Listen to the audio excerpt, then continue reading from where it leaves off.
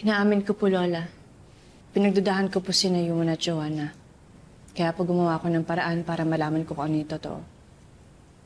Hanggang sa nakita ko po to.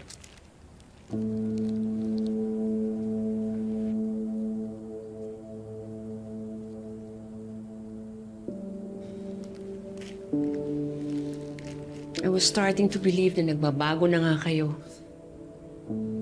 Yung pala meron kayong masamang balak. But Lola, Ina was our target. Alam ninyo kung paano ko pinaghirapan na itaguyod ang kumpanya ang lahat ng pag-aari ko. Pero pilitin niyo akong pinapagsak.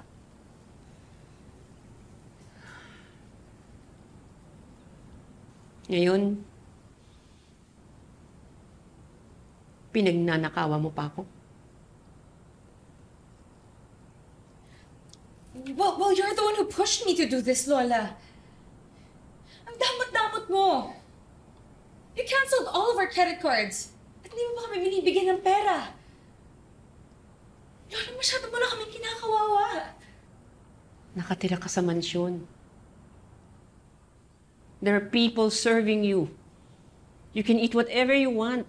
You have cars. You have everything that you need. Ganun ba ang kawawa? Palibhasa, hindi kasi ninyo pinaghirapan ko nung meron kayo.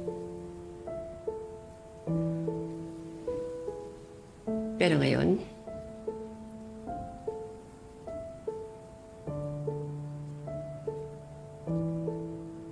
tapos na ang maliligayang araw niyo.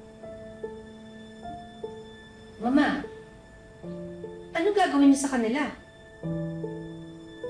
Simula ngayon, matuto kayo to prepare your own food. Matuto kayong mag-commute. At lahat ng gagastusin ninyo, kung may matitira doon, titipirin ninyo. Dahil lahat na magiging gastusin ninyo, kailangan kitain ninyo.